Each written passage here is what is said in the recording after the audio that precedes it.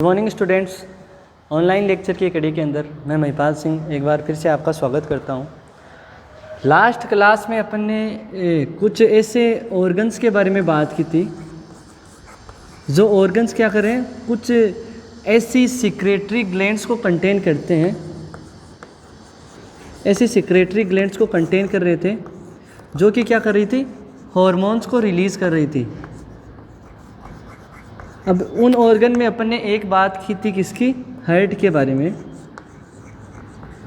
यहाँ पे थोड़ा सा कन्फ्यूज़न हो गया था, अपने थोड़ा सा दिक्कत यहाँ क्या आई कि अपन ने हार्ट के बारे में बताया कि हार्ट का जो मायोकार्डियल मसल है वो क्या कर रही है, दो हार्मोन रिलीज़ करती है। एक होता है एट्रियल नेट्रीयूरेटिक पेप्टाइड, एक होता है ब्रेन नेट्रीयूरेटिक पेप्टाइड ANP, जो कि रिलीज़ कहाँ से हो रहा था, एट्रियम से, ठीक है। और ब्रेन नेट्रीयूरेटिक पेप्टाइड को अपन ने बोला था वेंट्रिकुलर नेट्रीयूरेटिक पेप्टाइड या BNP। ये कहाँ से रिलीज़ हो रहा था, वेंट्रिकल से। ये दो चीज़ें थी। यहाँ पे करेक्शन क्या था कि ये तो क्या कर रहा है, वेजो डायलेशन कर रहा है, वेजो डायलेशन कर रहा है, जबकि जो BNP है, ब्रेन नेट्रीयूरेटिक पेप्टाइड या वेंट्रिकुलर नेट्रीयूरेटिक पेप्टाइड, ये क्या कर रहा था, वेजो कॉन्स्ट्रिक्शन, वेजो कॉन्स्ट्रिक्शन, या फिर अपन क्या बोल सकते हैं, स्मूथ मसल्स में डायलेट करने का काम ये कर रहा था, स्मूथ मसल्स को रिलैक्स कर रहा है। और ये क्या कर रहे हैं, जो मसल्स हैं उनको क्या कर रहे हैं, स्ट्रेच कर रहा है। मतलब ये क्या कर रहा है, मसल स्ट्रेचिंग। ये मसल स्ट्रेचिंग का काम करता है BNP। ये वेसोडाइलेटर है, ये कॉन्स्ट्रिक्टर या मसल स्ट्रेचिंग का काम करता है। क्योंकि जब मसल्स स्ट्रेच होती है तभी क्या होता है, काफ़ी ज़्यादा अगर मसल स्ट्रेच है तो BNP का लेवल बढ़ा हुआ देखने को मिलता है, जैसा कि कंजस्टिव हार्ट फेलियर या कंजस्टिव कार्डियक फेलियर के अंदर अपन को देखने को मिल रहा था। दूसरी बात, यहाँ पे अपन ने बताया कि इसकी जो नॉर्मल वैल्यू है, जो वैल्यू थी इसकी कितनी थी, 22 से 27। दिक्कत यह है, ये पिकोग्राम पर ml है। और ये भी क्या है, जो अपन ने रेंज की बात की कि नॉर्मली लेस देन 100 पिकोग्राम पर ml होना चाहिए। 200 तक है तो मतलब मसल स्ट्रेचिंग बढ़ी है, 200 तक है पिकोग्राम तक मतलब मसल स्ट्रेचिंग बढ़ी भी है। और मोर देन अगर 200 है तो क्या है, अपन बोल सकते हैं कि वो कंजस्टिव हार्ट फेलियर या कंजस्टिव कार्डियक फेलियर की कंडीशन है। और उसमें अपन ने पढ़ा था कि माइल्ड कंजस्टिव कार्डियक फेलियर जिसमें 300 से 600 था, मॉडरेट में 600 से 900 था, और मोर देन 900 पिकोग्राम पर ml अगर BNP या VNP ventricular natriuretic peptide hormone का लेवल बढ़ा हुआ है तो वो क्या, सीवियर कंजस्टिव हार्ट फेलियर की कंडीशन है। तो यहाँ पे देखना है, नॉर्मली होता है लेस देन 100 पिकोग्राम पर ml, ये नॉर्मल होता है। 200 तक है तो भी चलता है, लेकिन 200 से ज़्यादा तो अपन कहेंगे ये काफ़ी क्रिटिकल कंडीशन है। पिकोग्राम क्या होता है, पिकोग्राम मतलब 10⁻⁻12 ग्राम। जैसे अपन पढ़ते थे ना नैनोमीटर, एंगस्ट्रॉम, नैनोमीटर का मतलब पढ़ा था कि 10⁻⁹ एंगस्ट्रॉम 10⁻⁻10, पिकोमीटर 10⁻⁻12 है, फेंटोमीटर 10⁻⁻15। ये फेंटोमीटर आपने कहीं देखा नहीं होगा, बता दूं आपकी इंफॉर्मेशन के हिसाब से कि अपन जो MCV मीन कार्पस्कुलर वॉल्यूम देखते हैं वो फेंटोमीटर में होती है। मीन कार्पस्कुलर वॉल्यूम जो नॉर्मल कितनी होती है, 19 फेंटोमीटर होती है। और एनीमिया की कंडीशन है, जब आयरन डिफिशियंसी एनीमिया होता है तो ये 60 तक चली जाती है, ठीक है। इसके अलावा अपन देखते थे वो MCH, वो परसेंटेज में देख रहे थे, MCHC वो भी परसेंटेज में देख रहे थे, ठीक है। तो ये चीज़ें अपन पहले देख चुके हैं, तो ये एक बार मैंने आपको बता दिया, कोई कन्फ्यूज़न ना हो इसलिए।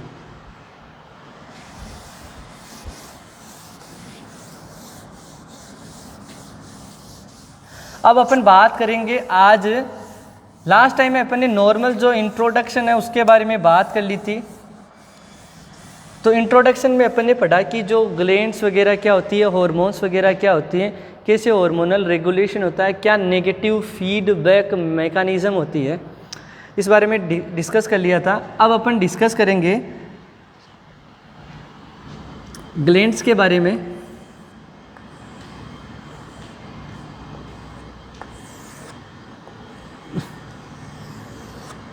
तो सबसे पहले जो ग्लैंड है वो क्या है, पीनियल ग्लैंड। पीनियल ग्लैंड जो कि क्या है, smallest gland of the body. Second one, biological clock of the body.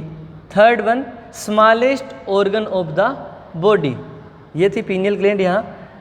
फिर आती है अपनी पिट्यूटरी ग्लैंड, जिसको पहले अपन मास्टर ग्लैंड बोलते थे, लेकिन अब इसके ऊपर भी एक और मास्टर है। मास्टर के ऊपर मास्टर मतलब हेड मास्टर है। वो कौन है, हाइपोथैलेमस, जिसके बारे में अपन सबसे पहले स्टडी करेंगे। उसके बाद में जो गले के अंदर आती है थायराइड ग्लैंड। पीनियल ग्लैंड जो कितनी है, 1 नंबर में। थायराइड पिट्यूटरी ग्लैंड कितनी है, 2। लोब इसके कितने होते हैं, 2, एक एंटीरियर लोब और एक पोस्टीरियर लोब। उसके बाद में आता है यहाँ पे थायराइड ग्लैंड।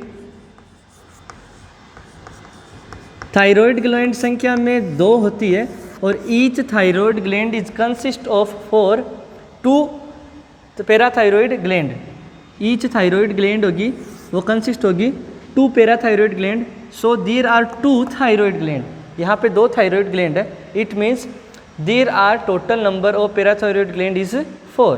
तो यहाँ पे क्या होगा, पैराथायराइड ग्लैंड, इसके चारों तरफ, पैरा मतलब परिधि, पेरीफेरी, चारों ओर पैरा थायराइड। थायराइड ग्लैंड के चारों ओर क्या है, पैराथायराइड ग्लैंड है। ग्लैंड है जो की संख्या में कितनी होती है, 2 पेयर। ये पेयर है, या फिर बोल सकते हैं 4 नंबर्स कितने हैं, 4। उसके बाद में अपन पढ़ते हैं थायराइड ग्लैंड गले के अंदर। उसके बाद में अपन पढ़ते हैं पैराथायराइड ग्लैंड। पैराथायराइड ग्लैंड के बाद में अपन पढ़ते हैं थाइमस ग्लैंड। थाइमस ग्लैंड, ये थाइमस ग्लैंड क्या है, प्राइमरी लिम्फेटिक ऑर्गन भी है और क्या है, एंडोक्राइन ग्लैंड भी है। थाइमस ग्लैंड क्या है, प्राइमरी लिम्फेटिक ऑर्गन भी है और एंडोक्राइन ग्लैंड भी है। क्योंकि यहाँ क्या होता है, जैसे अपन ने प्रीवियस कुछ लेक्चर हुए थे उनमें पढ़ा था कि जो प्लूरीपोटेंट स्टेम सेल थी बोन मेरो के अंदर, प्लूरीपोटेंट स्टेम सेल थी, उसके द्वारा 2 मल्टीपोटेंट स्टेम सेल बन रही थी। एक थी कॉमन लिम्फोइड स्टेम सेल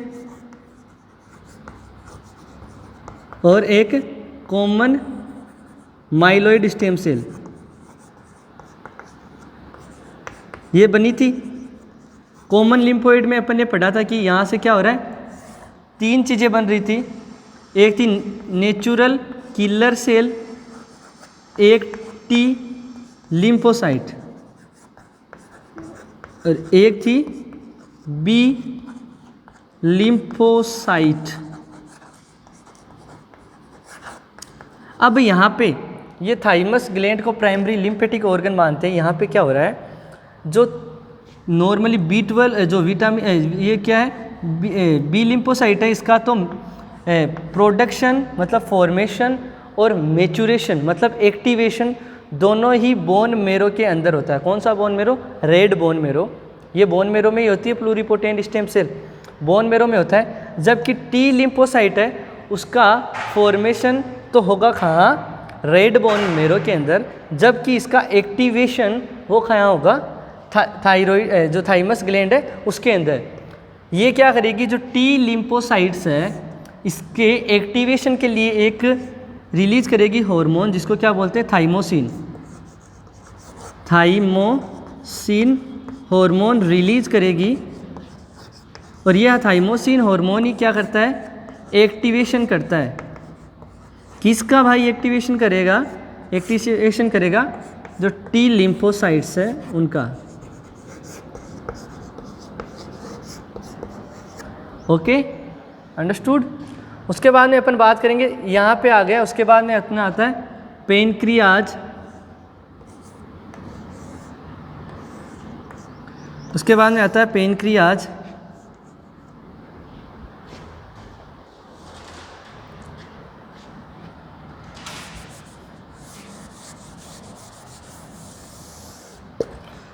उसके बाद में अपन बात करते हैं पेनक्रियाज के बारे में, आइलेट्स ऑफ पेनक्रियाज।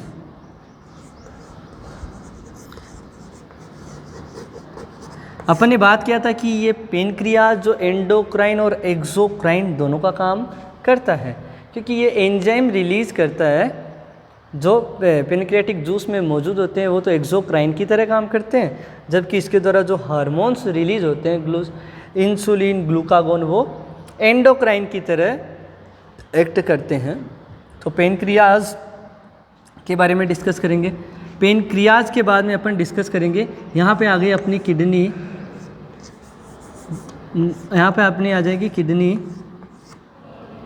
किडनी के ऊपर 2 ग्लैंड होती है, रीनल के ऊपर ग्लैंड, मतलब रीनल से ऊपर सुप्रा रीनल, तो सुप्रा रीनल ग्लैंड होगी 2। यहाँ पे क्या मौजूद होगी? 2 एड्रिनल या सुप्रारीनल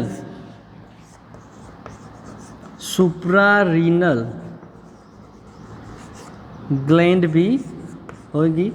फिर अपन बात करेंगे जो रिप्रोडक्टिव का पार्ट है, उसके अंदर मेल के अंदर बात करेंगे टेस्टिस की, और फीमेल में बात करेंगे ओवेरीज की।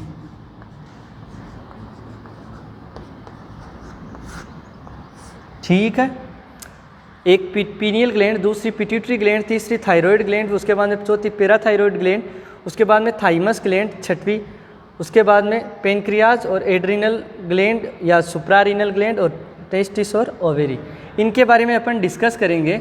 लेकिन देखो, इन जितनी भी ग्लैंड्स है उनके ऊपर कंट्रोल कौन करता है? Pituitary gland. पिट्यूटरी ग्लैंड क्या करती है? जो स्टिमुलेटिंग हार्मोन होती है वो रिलीज़ कराती है। स्टिमुलेटिंग हार्मोन क्या करते हैं? उस पर्टिकुलर ग्लैंड के पास जाते हैं और उस पर्टिकुलर ग्लैंड को, जो इफेक्टर होती है, उसको स्टिमुलेट करते हैं कि वो हार्मोन रिलीज़ करे। ठीक है, अब पिट्यूटरी ग्लैंड के ऊपर भी एक और होता है जिसको बोलते हैं हाइपोथैलेमस, मतलब पिट्यूटरी ग्लैंड को मास्टर बोलते हैं, तो इस मास्टर के ऊपर एक और मास्टर होता है जो हेड मास्टर है, जो क्या है? हाइपोथैलेमस। बात करते हैं अपन हाइपोथैलेमस के बारे में।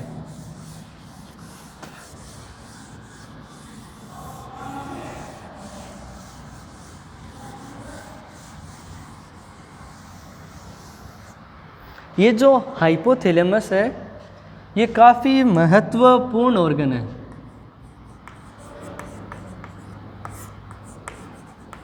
हाइपोथैलेमस किसका पार्ट होता है?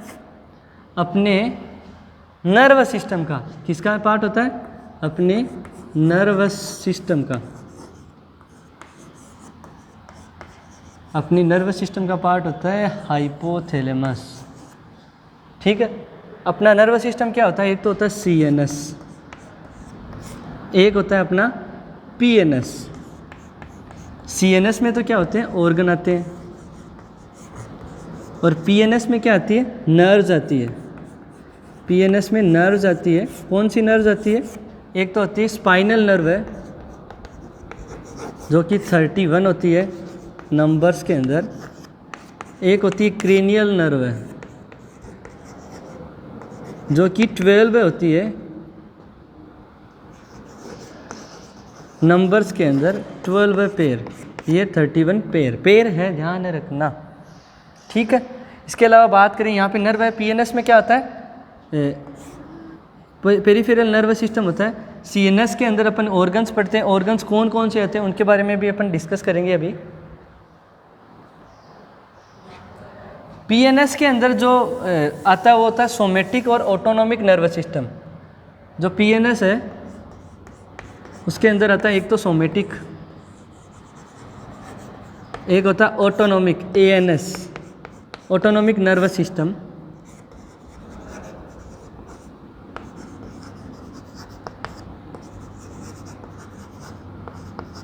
ऑटोनॉमिक नर्वस सिस्टम, ठीक है, इसके अंदर सिंपैथेटिक और पैरासिम्पैथेटिक होता है।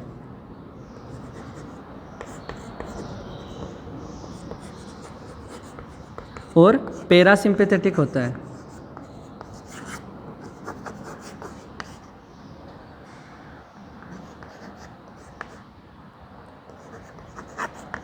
सिंपैथेटिक और पैरासिम्पैथेटिक नर्वस सिस्टम आता है एएनएस के अंदर।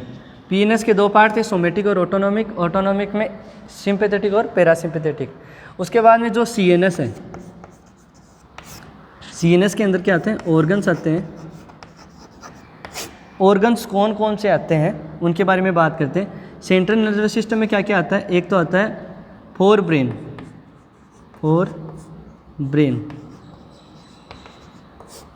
फोर ब्रेन के अंदर अपन बात करते हैं क्या क्या आता है, एक तो आता है, एक तरफ तो आता है रोगेनसेफेलोन,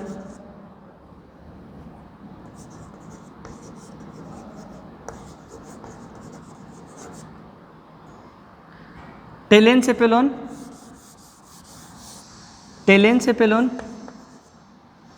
फोर ब्रेन के अंदर क्या आता है, टेलेनसेफेलोन,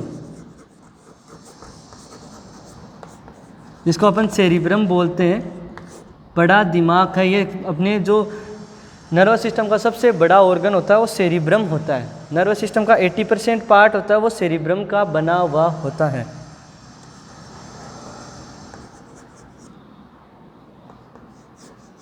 एक आता है टेलेनसेफेलोन, एक आता है इसके अंदर,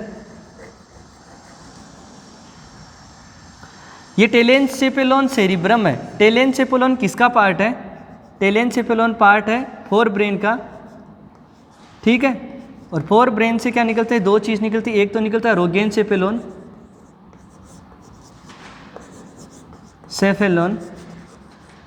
एक होता है डाईएनसेफेलोन। रोगेनसेफेलोन के अंदर क्या है, टेलेनसेफेलोन है जिसको सेरिब्रम बोलते हैं। टेलेनसेफेलोन सेरिब्रम का ही नाम है दूसरा।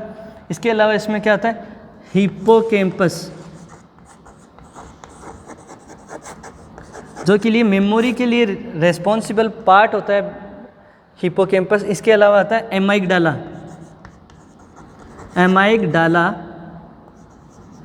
जो कि क्या करता है, जो इमोशंस है उनको रेगुलेट करता है। मेंटेन तो कौन करेगा, हाइपोथैलेमस, सबकी रेगुलेट करने का काम, जैसे स्ट्रेस वगैरह, टेंशन वगैरह, है ना, अग्रेशन वगैरह, फियर वगैरह, एंजाइटी वगैरह, इनको ये एमाइगडाला क्या करता है, रेगुलेट करता है।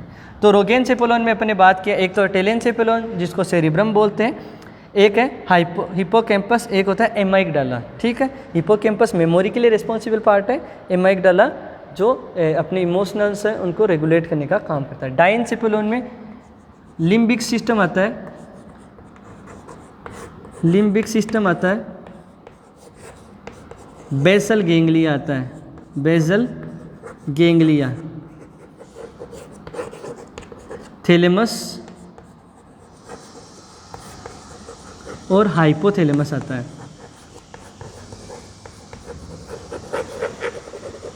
ये चीज़ें इसके अंदर आती है। तो फोर ब्रेन में ये आता है। इसके अलावा एक होता है मिड ब्रेन, जो कि सिर्फ मिड ब्रेन ही होता है इसमें। ये क्या होता है, ये जो थैलेमस होता है वो रिले सेंटर होता है इम्पल्सेज के लिए, ठीक है। इसके अलावा इनका जो मुहिम काम होता है, सुई में धागा पिरोना, वो इनका काम होता है। सुई में धागा पिरोना, आंखों का टिमटिमाना, तो ये लिम्बिक सिस्टम होता है जिसका एक काम होता है, मुहिम काम, आँखें का टिमटिमाना, लार का निगलना, स्वालोविंग करना मतलब, और क्या बोल सकते हैं, सुई में धागा पिरोना, ये सब काम इसका होता है लिम्बिक सिस्टम का। मिड ब्रेन एक एम्प्टी है, यहाँ पे सिर्फ ये मिड ब्रेन ही है। इसके अलावा होता है फोर ब्रेन, मिड ब्रेन, और लास्ट वाला होता है हिंड ब्रेन,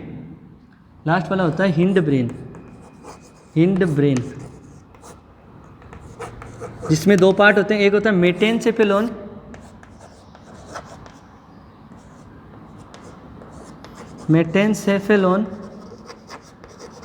जिसमें क्या आता है, सेरिबेलम, छोटा मस्तिष्क, जो अपना क्या करता है, बॉडी का जो कंट्रोल होता है उसको मेंटेन करता है। बॉडी कंट्रोल अपना, जो जैसे एक तो शराब पिया हुआ व्यक्ति होता है जिसका बॉडी का खुद का कंट्रोल नहीं हो पाता, तो सेरिब्रम उस समय काम नहीं कर पाता। ठीक है, सेरिबेलम है ये, सेरिबेलम इसके अंदर आता है। मेटेनसेफेलोन में क्या आता है, सेरिबेलम और पोन्स। जबकि जो माइनसेफेलोन होता है, एक माइनसेफेलोन, जिसमें आता है medulla oblongata, respiratory regulating centre है। Medulla oblongata, oblongata respiratory regulating centre, cardiovascular regulating centre, medulla oblongata. इसके अलावा मेडुला ऑब्लोंगेटा जहाँ पे एंड होता है वहाँ से शुरू होता है स्पाइनल कॉर्ड, वहाँ से शुरू होता है स्पाइनल कॉर्ड। तो अपन बात कर रहे थे थैलेमस के बारे में, अपन यहाँ तक पहुँच गए, उसके लिए सॉरी। थैलेमस पार्ट किसका है, देखो थैलेमस अपने डाइएन्सेफेलोन का पार्ट है और हाइपोथैलेमस भी डाइएन्सेफेलोन का पार्ट है। अब देखो यहाँ पे क्या बताना चाहता हूँ मैं, यहाँ पे क्या होगा, पीएनएस में सिर्फ नर्व्स होती है, नर्व्स का काम होता है इम्पल्सेस को ट्रांसमिशन का। पीएनएस क्या करती है, जो अपने बॉडी ऑर्गन होते हैं वहाँ से मैसेज लाती है, वो मैसेज पीएनएस के थ्रू, पीएनएस नर्व के थ्रू पहुँचाती है सीएनएस के पास। सीएनएस कमांड का काम करता है, सीएनएस क्या करता है, कमांड का काम करता है। सीएनएस वापस जो मैसेज होता है वो फॉरवर्ड करता है पीएनएस पर, और पीएनएस उसको वापस पहुँचाती है कहाँ पे, जो अपना बॉडी पार्ट है या बॉडी ऑर्गन है वहाँ तक। तो ये इम्पल्सेस ट्रांसमिशन का काम ऐसे होता है, मैसेज आता है पीएनएस के पास, बॉडी ऑर्गन या बॉडी पार्ट्स हैं, पीएनएस मैसेज को ट्रांसफर करती है सीएनएस के पास, सीएनएस वापस कमांड करता है और इसके रेस्पॉन्स में वापस इम्पल्सेस सेंड करता है पीएनएस के पास, और पीएनएस वापस भेजता है इसको बॉडी ऑर्गन के पास। तो इस इम्पल्सेस का ट्रांसमिशन होता है, और इम्पल्सेस का ट्रांसमिशन का करने का काम किसका होता है, नर्व का। ये जो मैसेंजर का काम कौन करती है, नर्व है। नर्व ही क्या करती है, मैसेज को ट्रांसमिट करने का काम करती है।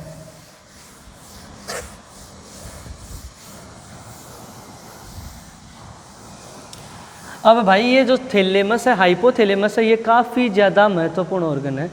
ये एक छोटा सा पार्ट है, मात्र 7 ग्राम का, छोटा सा है लेकिन काफ़ी ज़्यादा मोटे काम करता है। काफ़ी ज़्यादा छोटा है लेकिन काफ़ी ज़्यादा मोटे काम परफॉर्म करता है। ये हाइपोथैलेमस क्या करता है, जो अपना नर्व सिस्टम की एक्टिविटीज़ है उसको भी कंट्रोल करता है, अपने एंडोक्राइन सिस्टम की जो हार्मोनल रेगुलेशन है उसको भी कंट्रोल करता है। तो इसका काम क्या होता है, इसका काम क्या होता है, इसका काम होता है, ये क्या करता है, लिंक्ड एस्टैब्लिश करता है किसके बीच में, between nerve system and endocrine system, endocrine system. ये नर्व सिस्टम और एंडोक्राइन सिस्टम के बीच में लिंक एस्टैब्लिश करता है, क्योंकि ये क्या करता है, ऑपरेट करता है नर्व सिस्टम को, एक्टिविटीज़ को, किसकी activities, activities of nerve system, nerve system की एक्टिविटीज़ को ये ऑपरेट करने का काम करता है। साथ ही साथ क्या करता है, जो एंडोक्राइन सिस्टम है उसको भी क्या करता है, ये रेगुलेट करता है। एंडोक्राइन सिस्टम को भी रेगुलेट करने का काम इसी का होता है। ये क्या बनाता है, एएनएस, ऑटोनोमिक नर्वस सिस्टम की सीट बनाता है, सीट ऑफ एएनएस बनाता है। ठीक है, इसके अलावा ये काम किसका क्या काम होता है, टेम्परेचर, थ्रस्ट रेगुलेशन,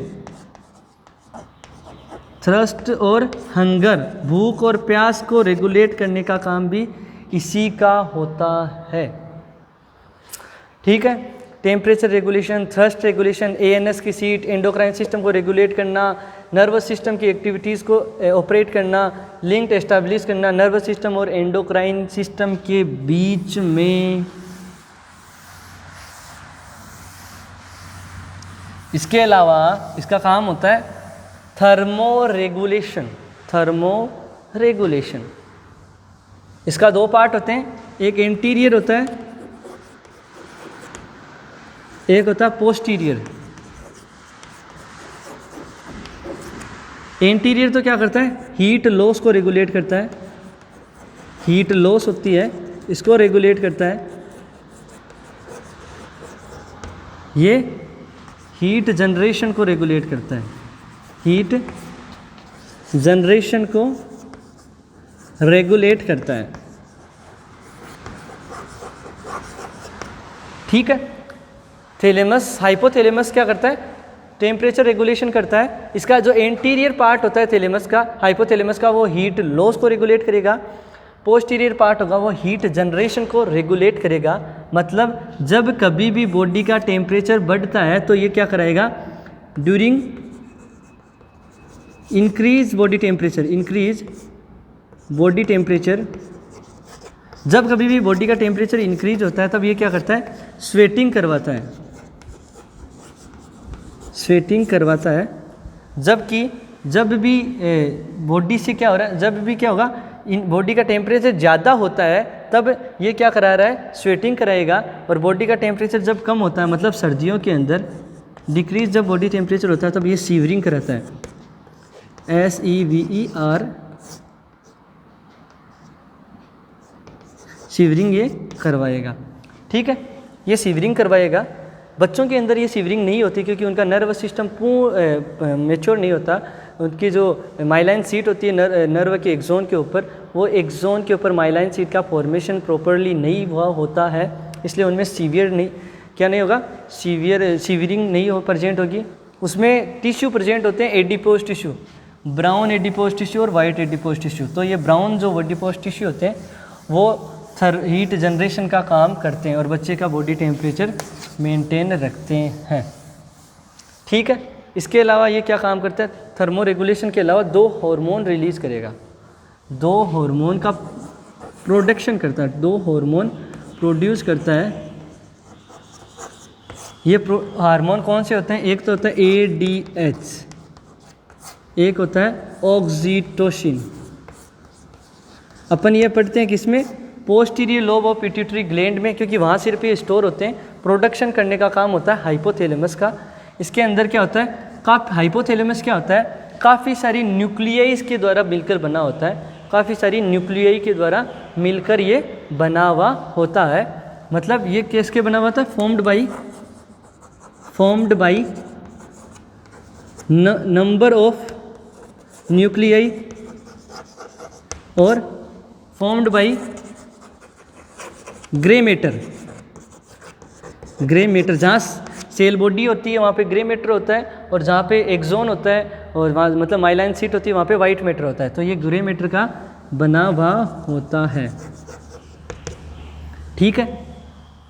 ये 2 हार्मोन रिलीज प्रोडक्शन करने का काम हाइपोथैलेमस का है। ये जो ADH है, एंटी डाई यूरेटिक हार्मोन, मतलब कि यूरिनेशन, यूरिनेशन को क्या कर देगा?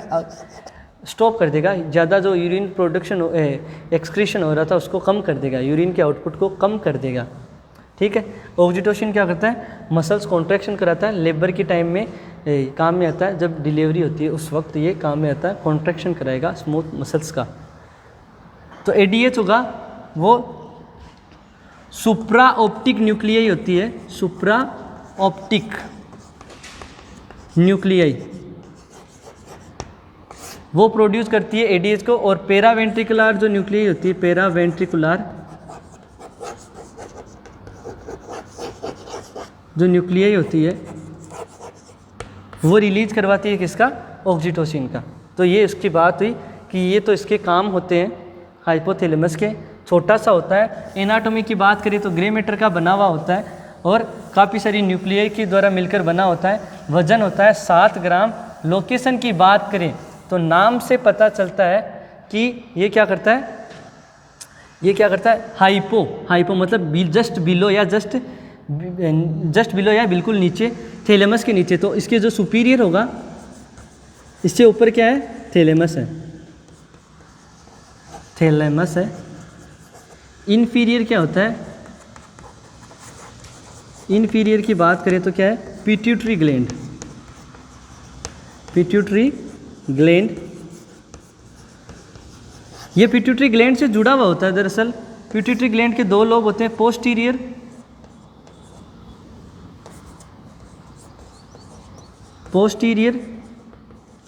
लोब जो कि, और एक होता है एंटीरियर। पोस्टीरियर और एंटीरियर। पोस्टीरियर तो होता है नर्व फाइबर्स का एक गुच्छा होता है, उसके थ्रू जुड़ा हुआ होता है। नर्व फाइबर्स का जो गुच्छा होता है, बंचेज ऑफ नर्व फाइबर्स, उसके द्वारा जुड़ा हुआ होता है। और ये जो एंटीरियर पार्ट होता है वो क्या होता है, कॉम्प्लेक्स ऑफ ब्लड वेसल।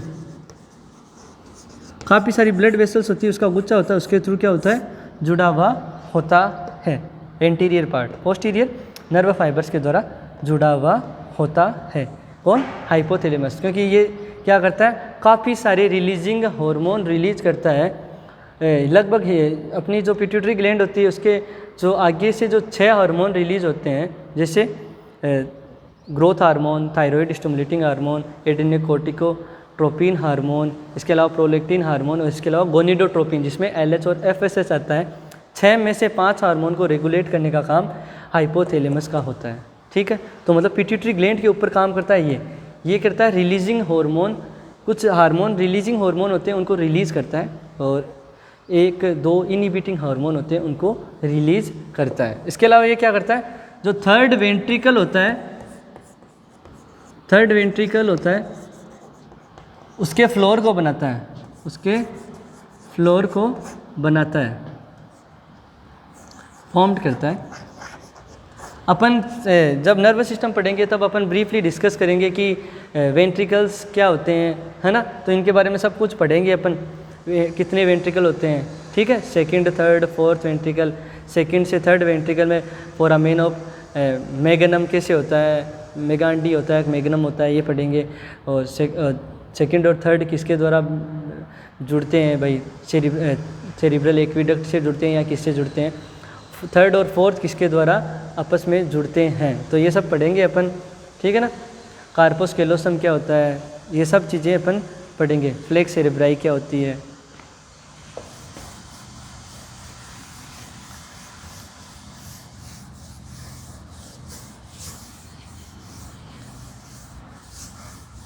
तो अपन ने बात की हाइपोथैलेमस के बारे में। हाइपोथैलेमस के काम इतने हाई फाई होते हैं, छोटा सा ऑर्गन लेकिन काम काफ़ी मोटे हैं, इसलिए इसको क्या बोलते हैं, कमांडर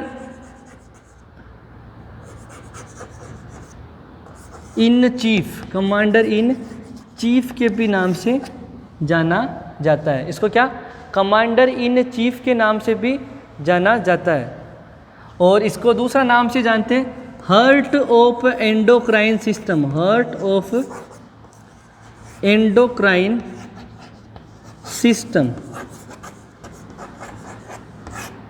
और ये क्या है, हेडमास्टर है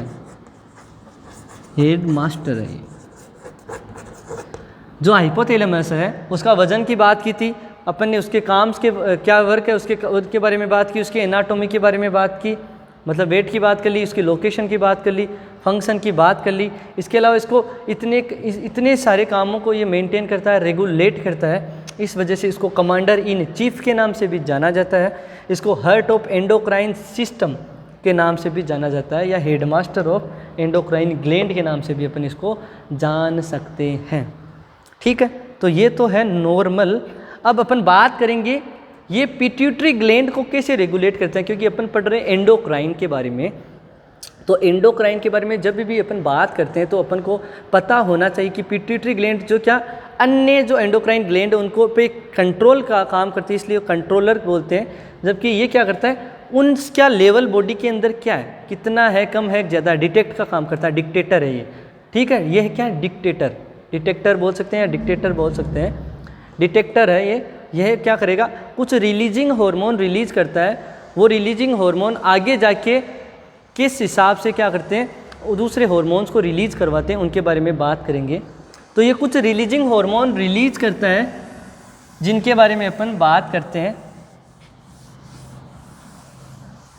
ठीक है, तो सबसे पहले आता है इसमें, सबसे पहले जो हार्मोन आएगा वो कौन सा आएगा, ग्रोथ हार्मोन रिलीजिंग हार्मोन। सबसे पहले आएगा ग्रोथ हार्मोन रिलीजिंग हार्मोन। देखो नाम से पता चलता है ग्रोथ हार्मोन को रिलीज करने का काम करता है। ये क्या है, ये है growth hormone, growth hormone releasing hormone, growth hormone releasing hormone है ये। ठीक है, अब इसका काम क्या होता है, ये क्या करेगा, ये स्टिमुलेट करेगा, स्टिमुलेट द सिक्रेशन ऑफ, किसका सिक्रेशन को स्टिमुलेट करेगा, secretion of growth hormone, secretion of growth hormone. मतलब ये ग्रोथ हार्मोन के सिक्रेशन को स्टिमुलेट करता है। और ग्रोथ हार्मोन किसके द्वारा सिक्रेट किया जाता है, किसके द्वारा रिलीज किया जाता है, वो क्या है, पिट्यूटरी ग्लैंड। तो यहाँ क्या लिखेंगे, it stimulate the secretion of growth hormone from pituitary gland. Pituitary gland जिसको पिट्यूटरी ग्लैंड है जिसके बारे में अपन बाद में बात करेंगे। पिट्यूटरी ग्लैंड में दो लोब होते हैं, एक होता है एंटीरियर, एक होता है पोस्टीरियर। तो एंटीरियर जो पिट्यूटरी ग्लैंड होती है वो 6 हार्मोन रिलीज करती है, उनमें से एक हार्मोन होता है ग्रोथ हार्मोन, तो उसको क्या करता है, रेगुलेट करता है। तो अपन क्या बोल सकते हैं, stimulate the secretion of growth hormone from anterior pituitary gland, anterior pituitary gland. Interior pituitary gland से क्या करेगा, जो ग्रोथ हार्मोन है उसका सिक्रेशन करने के लिए स्टिमुलेट करेगा। कौन करेगा, ये जो हाइपोथैलेमस है वो एक हार्मोन रिलीज करता है, रिलीजिंग हार्मोन है, ग्रोथ हार्मोन रिलीजिंग हार्मोन। ये ग्रोथ हार्मोन रिलीजिंग हार्मोन जाता है एंटीरियर पिट्यूटरी ग्लैंड के पास और इसको स्टिमुलेट करेगा कि वो सिक्रेट करे क्या, ग्रोथ हार्मोन को। और ग्रोथ हार्मोन क्या करता है, बॉडी जो ग्रोथ है, बॉडी जो ग्रोथ है उसको क्या करता है, बॉडी की जो ग्रोथ है उसको करवाता है, बॉडी ग्रोथ करवाता है। ठीक है, अब दो चीज़ें देखेंगे यहाँ पे। अगर हाइपर सिक्रेशन हो गया किसका, ग्रोथ हार्मोन रिलीजिंग हार्मोन का अगर हाइपर सिक्रेशन हो गया तो सीधी सी बात यह है कि क्या होगा, जो ग्रोथ हार्मोन है उसका भी सिक्रेशन हाई होगा। भाई रिलीजिंग हार्मोन है, ग्रोथ हार्मोन रिलीजिंग हार्मोन, ये ज़्यादा सिक्रेट हुआ मतलब ज़्यादा ग्रोथ हार्मोन रिलीज होगा, और ज़्यादा ग्रोथ हार्मोन रिलीज होगा तो एबनॉर्मल बॉडी की ग्रोथ होगी। और एबनॉर्मल जब बॉडी की ग्रोथ होगी तो उसको क्या बोलेंगे, एक्रोमेगाली, एक्रोमेगाली। एक्रोमेगाली का मतलब है एबनॉर्मल बॉडी ग्रोथ, किसकी हाइट काफ़ी ज़्यादा होती है। इसमें क्या होता है, जो पर्सन की हाइट होती है वो 7 फुट से ज़्यादा होती है, मोर देन 7 फीट, 7 फुट से ज़्यादा होती है। और इसको क्या बोलते हैं, गिगांडिज्म, गिगांडिज्म, गिगांडिज्म के नाम से भी इसको जाना जाता है। अगर एबनॉर्मल या हाइपर सिक्रेशन होगा ग्रोथ हार्मोन रिलीजिंग हार्मोन का तो क्या होगा, ग्रोथ हार्मोन भी ज़्यादा रिलीज होगा। और जब ग्रोथ हार्मोन का एक्सेसिव रिलीज होगा तो उसको गिगांडिज्म बोलेंगे, मतलब उससे एबनॉर्मल बॉडी ग्रोथ होगी, जिसको एक्रोमेगाली बोलते हैं।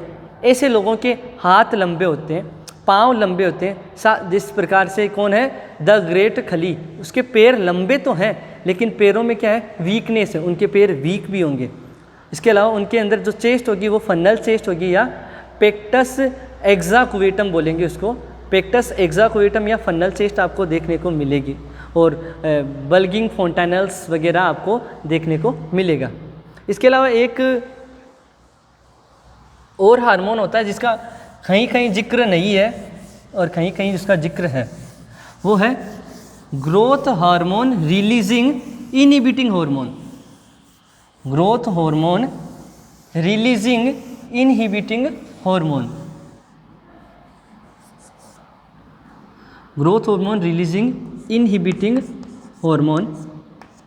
नाम ही है इसका, देखो क्या, ग्रोथ हार्मोन, हार्मोन रिलीजिंग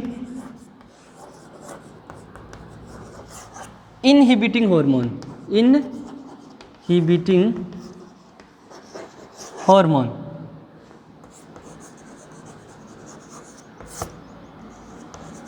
ये growth hormone releasing inhibiting hormone जब रिलीज होगा तब क्या करेगा, ग्रोथ हार्मोन की जो प्रोडक्शन है, जो सिक्रेशन है, उसको क्या कर देगा, इनहिबिट कर देगा। ग्रोथ हार्मोन के जो ग्रोथ हार्मोन है, इसे लिख सकते हैं अपन शॉर्ट में, ग्रोथ हार्मोन है, इसकी जो सिक्रेशन है इसको क्या कर देगा, इनहिबिट कर देगा, इनहिबिट कर देगा। जब ये इनहिबिट हो जाएगा तो एबनॉर्मल ग्रोथ होगी, या फिर क्या बोल सकते हैं बॉडी ग्रोथ कम होगी। बॉडी ग्रोथ कम होगी तो जिसकी वजह से जो कंडीशन अराइज होगी उसको क्या बोलेंगे, ड्वार्फिज्म। ड्वार्फिज्म इसमें क्या होता है, आदमी की जो हाइट होती है वो 4 फुट 10 इंच से कम होती है। 4 फुट 10 इंच से कम होती है। क्यों? क्योंकि growth hormone releasing inhibiting hormone का लेवल बढ़ा, जिससे ग्रोथ हार्मोन कम रिलीज हुआ और बच्चे की ग्रोथ कम हुई, जिससे बच्चे में ड्वार्फिज्म हो गया। ठीक है, तो ये है। इसके अलावा ये क्या करता है, ये सिर्फ ग्रोथ हार्मोन के लेवल को ही डिक्रीज़ नहीं करता, रिड्यूस नहीं करता, ये जो थायराइड स्टिमुलेटिंग हार्मोन होता है TSH, उसके लेवल को भी डिक्रीज करता है। इसके अलावा ये क्या करता है, जो GI ट्रैक्ट है उसके अंदर के जो सिक्रेशंस है, GI सिक्रेशन है, उनको भी क्या करता है, ये रिड्यूस करता है या डिक्रीज करता है। इसने TSH को, थायराइड स्टिमुलेटिंग हार्मोन को, GI सिक्रेशन को कम किया या रिड्यूस किया। GI सिक्रेशन में जैसे CCK, कोलिसिस्टोकाइनिन, अपन ने कल बात कर ली इसके बारे में, कोलिसिस्टोकाइनिन या पेनक्रियोजाइमिन, जिसने पेनक्रियाज का कॉन्ट्रैक्शन कराया और जो पेनक्रियाटिक जूस है उसको रिलीज़ कराने का काम करता है। और वो पेनक्रियाटिक जूस किस में मदद करता है, इसमें मदद करता है जो प्रोटीन और फैट है उसका डाइजेशन में। ठीक है, कहाँ पे ये रिलीज़ कहाँ पे होगा, पेनक्रियाटिक जूस ड्यूडेनम के सरफेस पे, ड्यूडेनम की सरफेस पे। ड्यूडेनम में वैसे 2 सरफेस होती है, वो अपन बाद में बात करेंगे और वैसे बात कर चुके हैं बेजोलेटरल सरफेस वगैरह के बारे में, एपाइकल सरफेस और बेजोलेटरल सरफेस। CCK या कोलिसिस्टोकाइनिन या इसको क्या बोलते हैं, पेनक्रियोजाइमिन, एक प्रकार का पेप्टाइड हार्मोन होता है। ठीक है, इसके अलावा ये जो पेप्टाइड हार्मोन है वो क्या काम कर रहा है, पेनक्रियाज को कॉन्स्ट्रिक्ट कराता है और पेनक्रियाटिक जूस को रिलीज़ कराता है। कहाँ से रिलीज़ हो रहा था, ये जो म्यूकोजा है किसकी, ड्यूडेनम की म्यूकोजा, वहाँ पे S सेल थी जिसको ब्रूनर्स ग्लैंड के नाम से जाना था, उस ब्रूनर्स ग्लैंड ने ये रिलीज़ कराया। इसके अलावा एक और हार्मोन ब्रूनर्स ग्लैंड रिलीज़ कराती थी, सिक्रेटिन। सिक्रेटिन बॉडी के अंदर वाटर होम्योस्टेसिस को मेंटेन करने का काम करता है। तो एक तो जैसे एग्जांपल के तौर पे अपन बता रहे हैं, GI सिक्रेशन में किसको कम करता है, growth hormone releasing inhibitory hormone, growth hormone को कम कर रहा है, TSH को कम कर रहा है, GI सिक्रेशन को कम कर रहा है, जिसमें अपन बात करें कि CCK को कम रिलीज कराएगा। इसके अलावा जो गैस्ट्रिक जूस है उसको भी कम रिलीज कराएगा। इसके अलावा G सेल से एक हार्मोन रिलीज होता है गेस्ट्रिन, जो पेरी लाइनिंग होती है स्टोमक की, उसके अंदर G सेल होती है, वहाँ पे एक हार्मोन रिलीज होता है उसको गेस्ट्रिन। तो ये सब एग्जाम्पल बता रहा हूँ कि ये रिलीज़, इनका रिलीज़ कम होगा। ठीक है, तो ये काम है growth hormone releasing inhibiting hormone का। इसके बाद में बात करते हैं प्रोलेक्टिन रिलीजिंग हार्मोन के बारे में। अब बात करते हैं प्रोलेक्टिन रिलीजिंग हार्मोन के बारे में। PRH ये है prolactin releasing hormone. Prolactin releasing hormone था, जो ग्रोथ हार्मोन था उसने क्या किया, ग्रोथ हार्मोन रिलीजिंग हार्मोन या growth hormone releasing inhibiting hormone, उसने स्टिमुलेट किया ग्रोथ हार्मोन को रिलीज करने के लिए एंटीरियर पिट्यूटरी ग्लैंड से। और वो ग्रोथ हार्मोन लगभग सारी बॉडी की सेल्स के ऊपर अपना एक्शन करते हैं और सेल्स के अंदर मल्टीप्लिकेशन या हाइपरट्रोफी या हाइपरप्लेजिया कराने में मदद करता है। Okay, understood. अब प्रोलेक्टिन रिलीजिंग हार्मोन क्या करता है, रिलीजिंग जो हार्मोन है,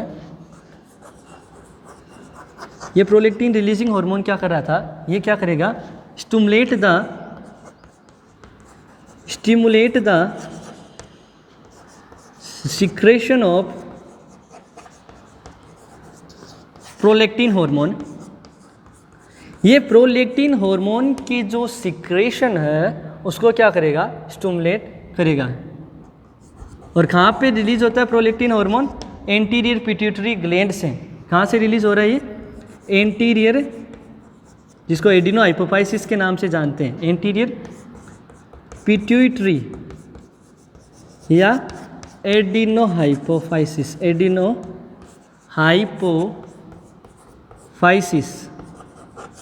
के नाम से भी जानते हैं। तो प्रोलैक्टिन हार्मोन के सिक्रेशन को स्टिमुलेट करेगा। प्रोलैक्टिन हार्मोन कहाँ पे? एंटीरियर पिट्यूटरी ग्लैंड से। और जब प्रोलैक्टिन हार्मोन रिलीज होता है तो वो क्या करता है, जो मेमरी ग्लैंड होती है, मेमरी ग्लैंड्स होती है कहाँ पे? फीमेल ब्रेस्ट में। फीमेल ब्रेस्ट में मेमरी ग्लैंड को स्टिमुलेट करेगा for milk secretion, for milk secretion, milk के सिक्रेशन,